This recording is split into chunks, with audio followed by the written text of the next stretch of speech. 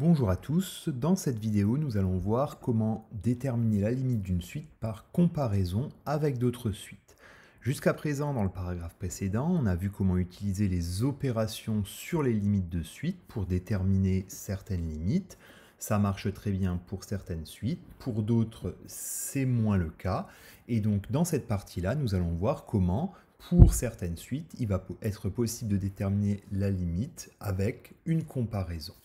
Donc nous allons avoir deux parties dans cette vidéo. La première qui va traiter du théorème de comparaison pour les limites infinies et donc la deuxième qui va traiter du théorème de comparaison pour les limites finies. On commence par le premier, donc qui est le paragraphe grand 4 de votre cours et que vous allez donc du coup pouvoir compléter en même temps, qui concerne donc le théorème de comparaison pour les limites infinies. Donc, dans ce théorème, qu'est-ce que nous avons? Nous allons avoir deux suites UN et Vn, et on va supposer deux choses sur ces deux suites. La première, c'est que, eh bien, à partir d'un certain rang, les termes de la suite Vn sont supérieurs aux termes de la suite Un. Et deuxième chose, on va supposer que la suite UN a pour limite plus l'infini. Alors si on regarde graphiquement ce que cela donne, voilà une illustration possible de cette situation. Donc on a bien ici une suite UN en bleu, dont la représentation graphique peut nous laisser penser que la limite sera bien plus l'infini. Et nous avons une deuxième suite Vn qui est représentée en rouge ici. Et donc on voit qu'à partir d'un certain rang, ici par exemple à partir du rang n égale 5, d'accord, eh bien les termes de la suite Vn sont tous supérieurs aux termes de la suite Un. Et donc du coup ce théorème, qu'est-ce qu'il va nous permettre de dire? Eh bien il va nous permettre de dire que si la suite UN tend vers plus l'infini et que à partir d'un certain rang Vn est supérieur à Un, eh bien de façon assez logique, la suite Vn va elle également avoir pour limite plus l'infini. En gros, si on résume ça en des termes un peu grossiers, si une suite à partir d'un certain rang a des termes plus grands qu'une autre suite qui tend déjà vers plus l'infini, eh bien cette suite aura également pour limite plus l'infini. Alors, pour illustrer cette propriété, ce théorème, je vais prendre un exemple qui n'est pas dans votre cours, mais que vous pouvez noter néanmoins. On va essayer de déterminer la limite de la suite UN définie par n sur racine carrée de n-5 pour tout nombre n supérieur à 6. Alors, dans un premier temps, eh bien, il va falloir qu'on puisse comparer cette suite avec une autre suite. Donc, il va falloir qu'on se trouve un début de comparaison. Pour ça, on va constater une chose assez simple, qui est que la racine carrée de n-5 sera nécessairement inférieure à la racine carrée de n, ce qui semble assez logique puisque la fonction racine est croissante. Et donc, à partir de cette inégalité, en passant à l'inverse, on va pouvoir dire que 1 sur racine de n-5 sera supérieur ou égal à 1 sur racine carrée de n, puisque la fonction inverse est décroissante, et donc, quand j'applique la fonction inverse aux deux membres de mon inégalité, je change le sens de cette inégalité. Ensuite, eh bien, je vais continuer à travailler sur cette inégalité en multipliant les deux membres par n, donc j'obtiens n sur racine carrée de n-5, qui sera supérieur ou égal à n sur racine carrée de n, puisque n est positif, on ne change pas le sens de l'inégalité qui reste le même. Et donc du coup, eh bien, on reconnaît que dans le membre de gauche, c'est l'expression de un, et donc on obtient un supérieur ou égal à n sur racine carrée de n. Où est-ce que ça va être intéressant? Eh bien, il va falloir maintenant remarquer que n sur racine carrée de n, lorsque je décompose n, j'arrive à montrer facilement que cette fraction est égale à racine de n. Et donc, si on reprend le résultat précédent, on vient donc de prouver que pour tout n supérieur à 6, eh bien, le terme un était supérieur ou égal à racine carrée de n. Et donc, là où le théorème va entrer en jeu, c'est que nous avons vu dans les premiers paragraphes que la limite de la suite racine de n était plus l'infini, Et donc, si on utilise notre théorème, on voit que la suite UN est plus grande, en parlant grossièrement, qu'une suite qui tend déjà vers plus l'infini. Et donc, ce théorème de comparaison nous permet de déduire que la limite de la suite UN sera également égale à plus l'infini.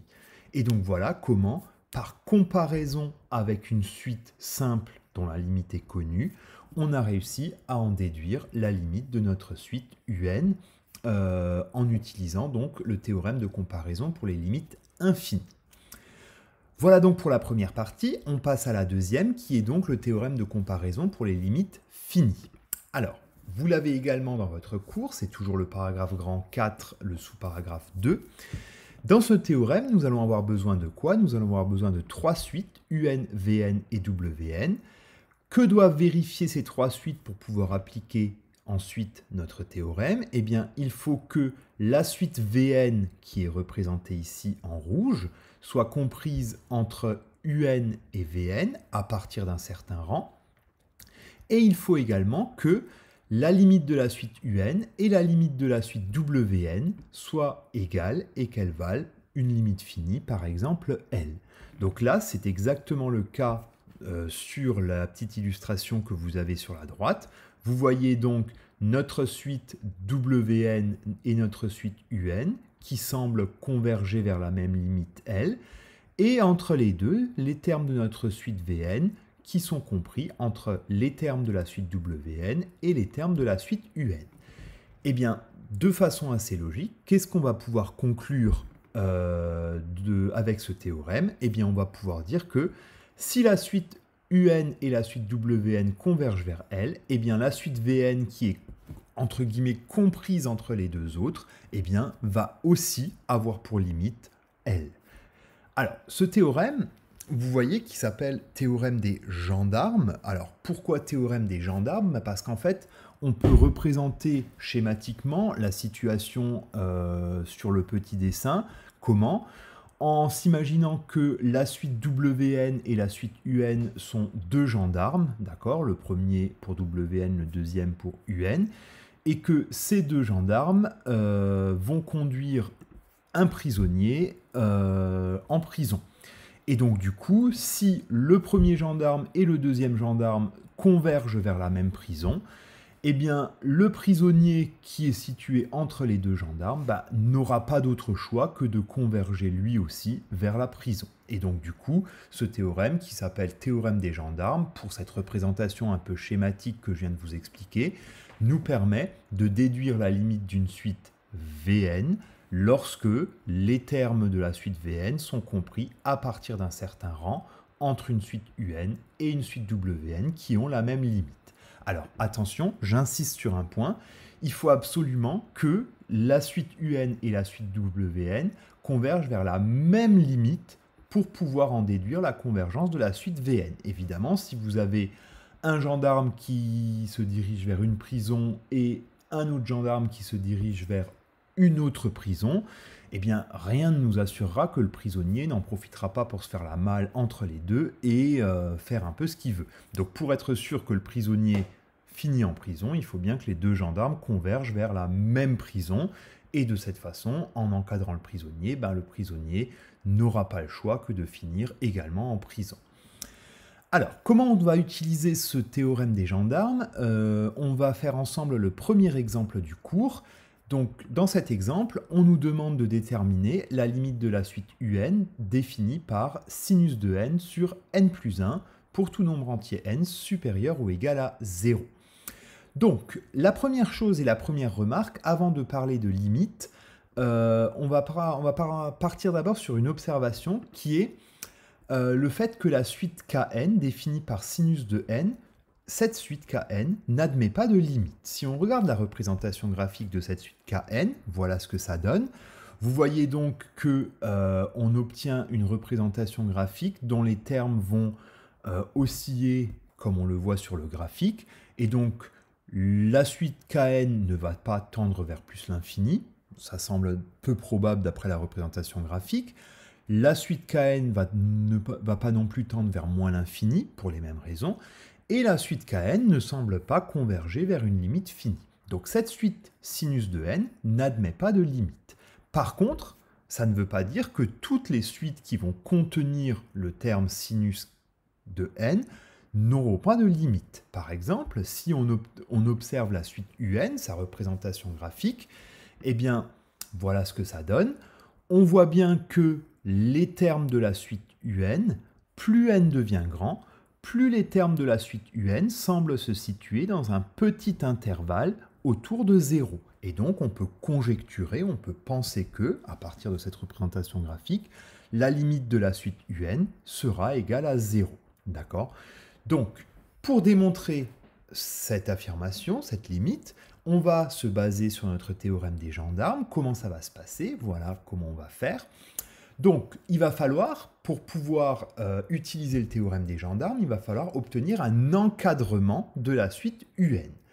Pour obtenir cet encadrement, on va partir de quelque chose que normalement vous connaissez depuis l'année dernière, mais qu'on reverra cette année, qui est le fait que, d'après la fonction sinus et ses propriétés, on va pouvoir dire que pour n'importe quel nombre n, le sinus de n sera toujours un nombre compris entre -1 et 1. D'accord? Donc, on va partir de cet encadrement de sinus de n, que normalement vous connaissez à partir des propriétés de la fonction sinus, pour en déduire un encadrement de la suite un. Comment ça va se passer? Ça va être assez simple. Je vais diviser tous les membres de l'inégalité par n plus 1, donc on va obtenir -1 sur n plus 1, inférieur ou égal à sinus de n sur n plus 1, inférieur ou égal à 1 sur n plus 1. Et donc on reconnaît ici, dans le membre du milieu, l'expression de la suite un, et donc avec cet encadrement de sinus de n, on obtient un encadrement de un qui va donc être compris entre -1 sur n plus 1 et 1 sur n plus 1. Donc nous avons donc notre suite un qui est encadrée maintenant par deux gendarmes, -1 sur n plus 1 et 1 sur n plus 1. Il reste maintenant à vérifier que ces deux gendarmes convergent vers la même prison pour être sûr que un, lui aussi, finira dans la prison. Donc pour ça, vous allez pouvoir, avec les opérations sur les limites, prouver assez facilement que la suite définie par -1 sur n plus 1 converge vers 0, et de même que la suite définie par 1 sur n plus 1 converge également vers 0. Et donc du coup, notre suite un, à partir de n égale 0, va être comprise entre deux suites qui tendent toutes les deux vers 0. Et donc d'après le théorème des gendarmes, comme un est comprise entre ces deux suites qui elles-mêmes convergent vers 0, eh bien on pourra affirmer que la suite un converge elle aussi vers 0, et donc on a bien démontré la conjecture qu'on a faite graphiquement tout à l'heure. Voilà, c'est la fin de cette vidéo. Pour vous entraîner sur ces notions, vous pouvez faire l'exercice 3 de notre fiche sur les limites, et on retravaillera évidemment tout ça à partir de la rentrée. Bonne journée, merci.